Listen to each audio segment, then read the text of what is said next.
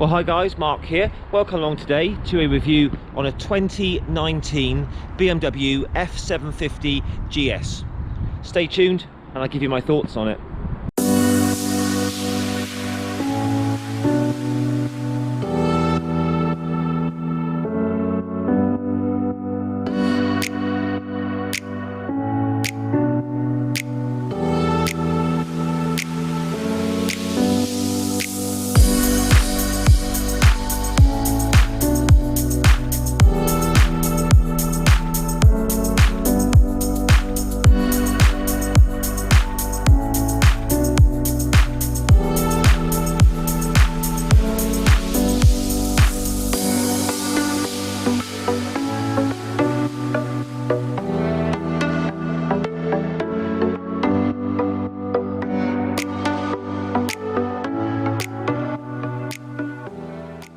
Okay then guys, let's have a look around this 2019 BMW F750Gs. And just for your info, this is the low ride height model, and it's actually got the low seat on it as well. So the price new on these at the moment, they're coming in for the base model at £8,430. But by the time you've spec'd it up to this sort of level of specification that this bike's got, you're probably talking well over £10,000, I would have thought. You could pick up this bike at today's money for about £7,500. I did have a quick look this morning. One of these this is a sport model with about 5,000 miles. It's about £7,500. These can be made A2 as well. This comes with a very, very torquey, really nice and smooth 853cc parallel twin liquid cooled 8 valve. It's got 77 horsepower at 7,500 RPM, but more importantly it's got 83 newton meters of torque at quite a low 6,000 RPM, so the engine pulls really well low down. We've got a 15 litre fuel tank on these, and these engines are very economical. You should get at least 60 to a gallon from this, probably more, giving a range of about 180 miles plus. Tyres and wheel sizes on these, we've got a 110 on the front, 19-inch front wheel, and a 150 section on the rear with a 17-inch wheel.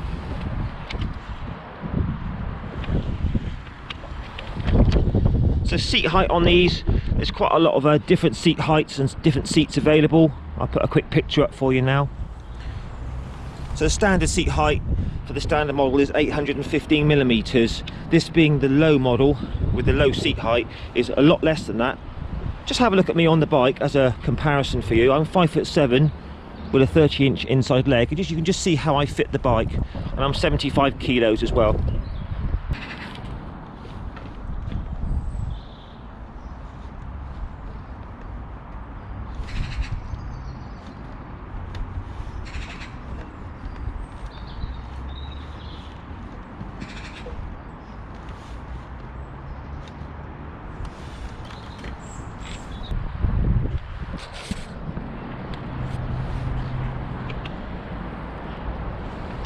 Weight on these 224 kilos, so not too bad. So this being the 750 is the road bias model. You can actually get the 850, which is the taller, more off-road biased one, but even though it's called the 750, it's got an 850 engine. Why they've said that is beyond me. Top speed on these around about 125 miles an hour.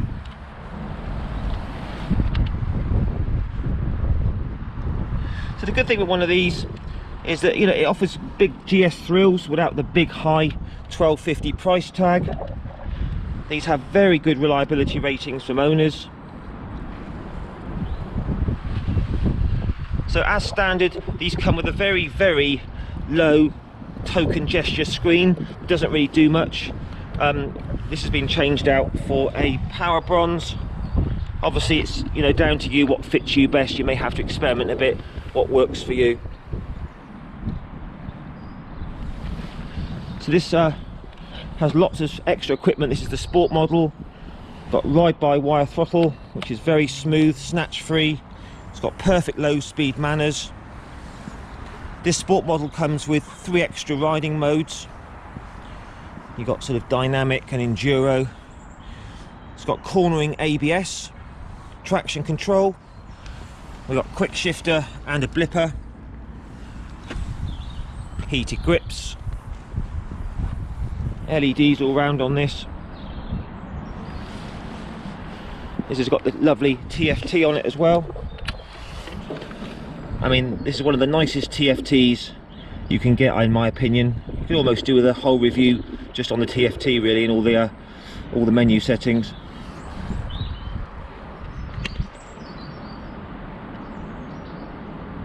Very nice indeed. Look at that, beautiful.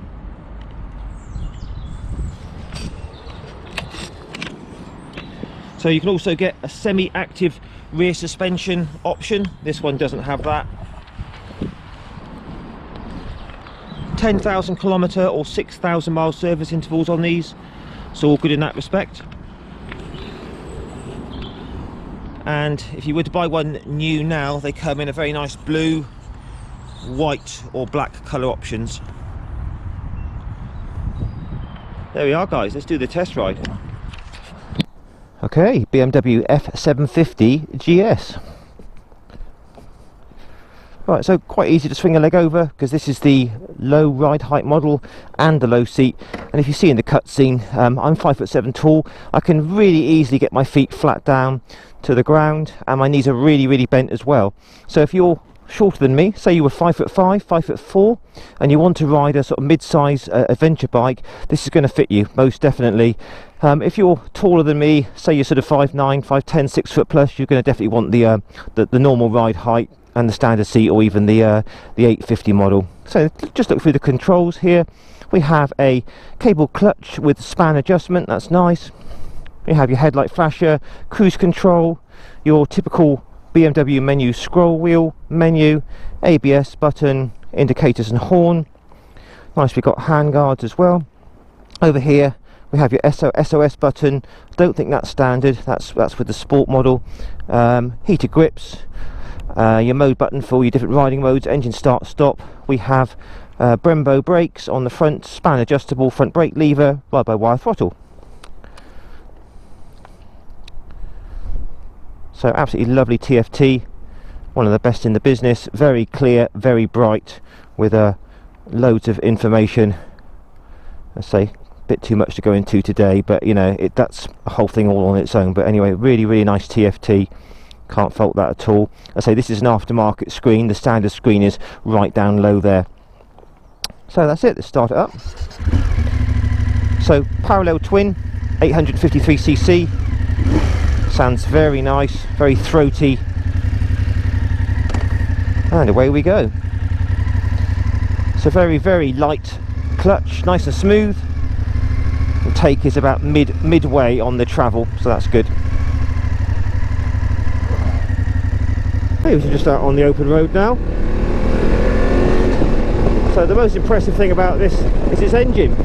You know, it may only have 77 horsepower, but it feels more like about 90 in the real world. The kind of 4,000 to sort of 6,000 RPM, it's really strong, obviously due to that lovely 853cc twin. It's got stacks of torque. It's got a really lovely mid-range on this. Anyway, oh, lots of nice mud there. We'll just talk about the bike in the usual way. So mirrors, usual BMW offerings that you see on all of their bikes. Very clear. I can see about 10-20% of my elbows, so a really nice view behind. All good with the mirrors. So this has had the aftermarket windshield screen put on. It's doing a good job keeping the wind off me. Bear in mind I'm not that tall, 5'7". A lot of owners will keep it just standard. You may even get less turbulence with the low screen down there. It's really up to you to sort of experiment what works for you.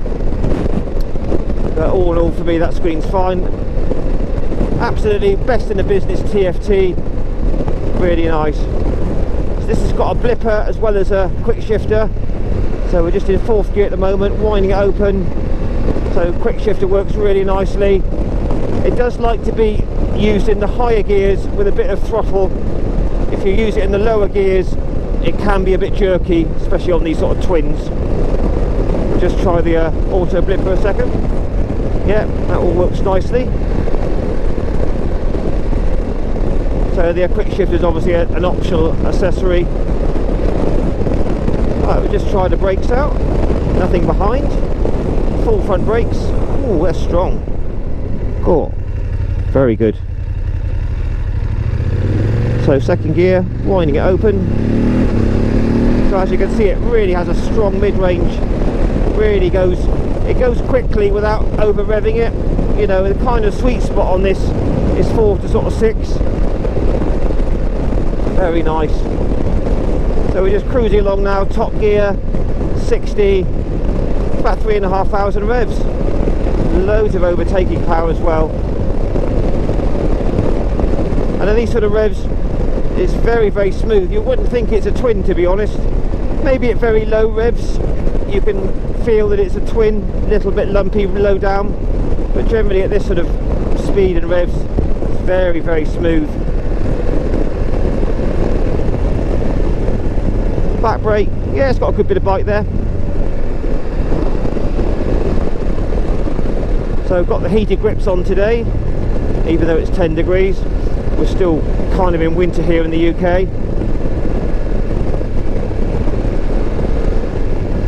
Riding position as you would expect. Typical GS, very upright, nice wide bars. Leg position straight down, but obviously this is the low seat, so my knees are a little bit scrunched up, but all in all, still very comfortable. Right, we'll just try it out in town now, just to see how it handles low speed and its low speed manners and fueling. So in third gear, I have ridden these bikes before and I know how good they are at low speeds. But this is absolutely like a smooth sewing machine. Look at that, beautiful. Third gear, 30 mile an hour, 3,000 revs. No hunting in the fueling. Very smooth. I mean, we're currently in dynamic mode, which is the most sharpest throttle, and it's pretty instant, but it's not snatchy in the slightest. It's nice and progressive. So 220 odd kilos weight here, but to be honest, you wouldn't think it is. Very easy to handle, but that is absolutely faultless at this sort of speed. 3,000 revs, yeah, really, really good. Just down to second now. Very light clutch, very nice light gearbox swell, which is positive, easy to use. Second gear, yeah, as soon as it goes about that 3,000 RPM, it really smooths out. We take it down to about 2,000, it's a little bit sort of chuggy, but as soon as you take it to about the 3, it's quite incredibly smooth for a twin. Very impressive. So clutch is light, ride-by-wire throttles very smooth and predictable. So this particular sport model's got the 5 riding modes. I think it's road, rain, dynamic, enduro, and one other that escapes me, but yeah. The dynamic is the most fun and the quickest throttle response for sure. So this is the 750, is the more road biased version with its cast wheels, but if you want to do a bit of off-roading, you go for the 850, which has the spoked wheels. I think for most people this is be absolutely fine. You could ride to work on this, have some fun at weekends, you could do some touring. I mean, this one's got the an aftermarket Jivvy top box fitted, and you can also get the BMW panniers for it as well, which we'll look into in a bit.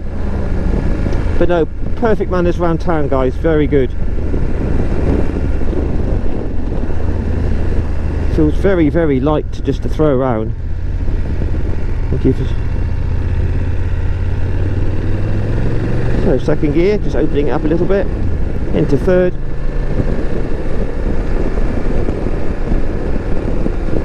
Just coming out of town now.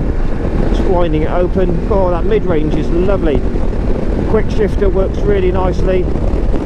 Straight up to top gear. Very, very effortless engine this. Right, so we're shortly going to be coming on to a dual carriageway, just to try out the higher speed cruising of the 750GS. Check for vibrations, check the cruising revs, just generally see what it's like at higher speeds really. So 4th gear, winding it open, loads of effortless power through the mid-range there, very easily and effortlessly up to speed. It's very windy today, we've got like 30-mile-an-hour gusts, and stability wise absolutely fine, getting a little bit buffeted around, but all in all pretty good. So there's your indicated 70, we're doing just over 4,000 RPM. I can barely feel the engine, it's very smooth. Let's just drop it down a couple of gears. Up to 6,000 revs now. No vibrations through the bars or the seat, and just the slightest little buzz coming through the foot pegs, but nothing to worry about whatsoever. Just try the cruise control out. There we go. Very easy, hands-free cruise control. Works very nicely. So top gear at the moment, winding it open, loads of pull in top gear, very impressive. Oh, it's windy today. Suspension feels very nice, very compliant and plush, not at all firm really, just a nice soft gentle ride really, just what you really want on a touring bike.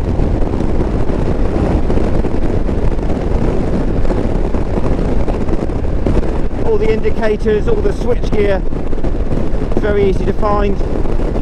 I've ridden quite a few BMWs, so I'm sort of used to all this busyness here, shall we say, but it's all very intuitive. So yeah guys, BMW at higher speed, very relaxing. Could definitely ride this all day. I mean, this has got the low seat, which is probably the least comfortable of the bunch, but if you went for like the sort of standard seat with more padding, I'm sure it'd be more comfortable, but all in all this feels nice.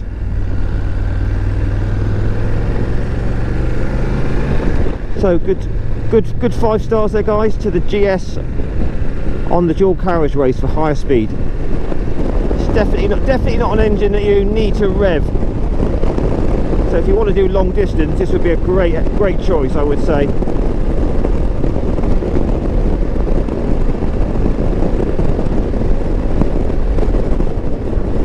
So we're currently showing 60 miles per gallon at the moment, it's not too bad. Right, we'll just drop it down the gearbox a bit. 3rd gear, just give it a bit of acceleration. 3rd gear, there we go, full throttle. Oh, very good. It's just got a nice amount of power, it's not overly powerful, it's just it's got more than enough for the job. Alright, we'll just try the cruise out again at 60 miles an hour. There you go, very easy to use that cruise control, hands free.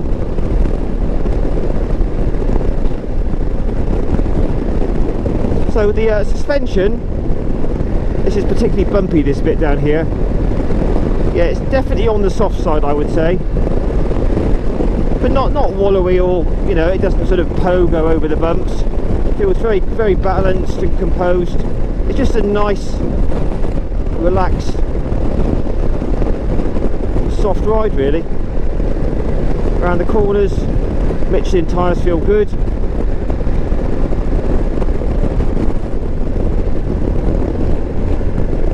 Just try a bit of top gear acceleration. Yeah, that pulls quite impressively in top gear. Very good. Auto blipper, 5, 4, nice and easy. It's got a wonderful throttle response, it really is nice. And it's good fun as well, which is always a plus point. So just pulling up a hill here with no problem whatsoever.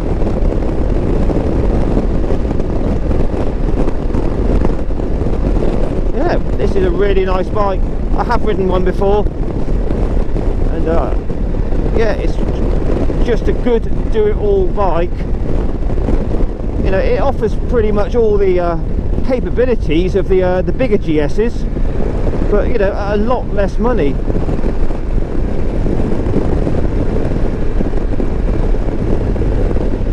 All the indicators easy to find. It's nice. Alright guys, we'll just wrap it up now.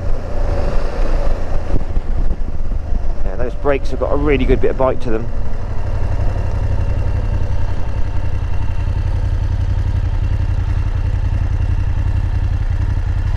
Sounds good. So I believe this is a 270 crank on this, giving it that kind of V-twin feeling sound.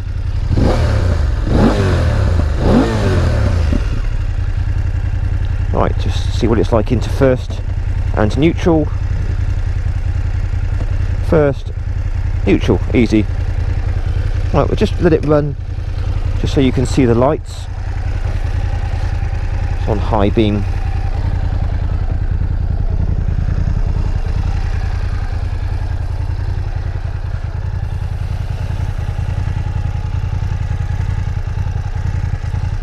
Very good.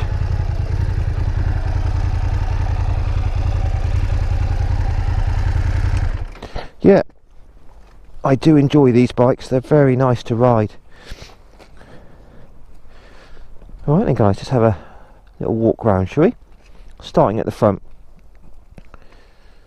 So yeah, that screen's pretty good. Does a good job. LED lights on this. Nice little beak. A lot of these bikes have this.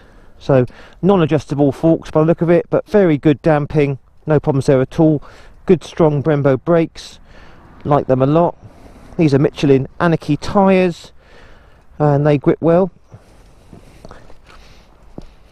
853cc parallel twin, loads of torque, lots of mid-range, good economy. Build quality looks excellent, what you'd expect from BMW. I say this is the low height and the low seat as well. I will put a picture in on the different seat heights for you. Did that at the beginning. Preload adjustable there for the rear shock. So here's your hook points for the BMW panniers. Big old exhaust. Obviously, you know, it's got all the catalytic converter in it. This one's had a jivvy box fitted.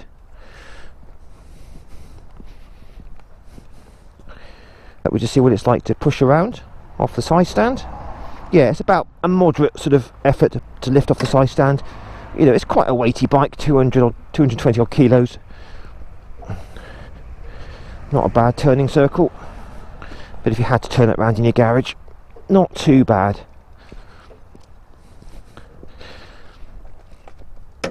Very nice. Oh, I meant to say also, this one's been fitted with the rocks bar risers. So if you can see that in there. Gives about 50mm, looks like it, sort of upwards and back, and then you can adjust it forwards and back. I don't think there was any adjustment. No adjustment was required on any of the cables to fit those. So heated grips, cruise control, lots of options on this one. That's for your BMW sat nav, that thing there. This is just a thing for the phone.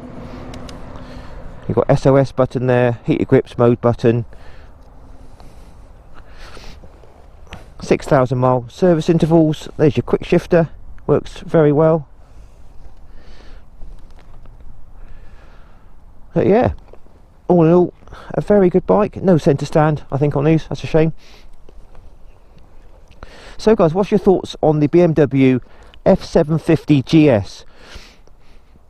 A very, very good sort of upper middleweight bike, I would say, adventure style. You know, if you're looking for some, say you were looking for a V-Strom or a Versys 650, you're a bit on the fence with those, you know, maybe have a look at one of these, because it's got that extra bit of power, that extra bit of torque. They're still really good on fuel. You know, you could get a used one like this for around about 7,000, and even new for the base model, which has a lot of spec. You know, they're 8,500 for the base model, which is pretty good, really. Alright guys, post your comments down below as always.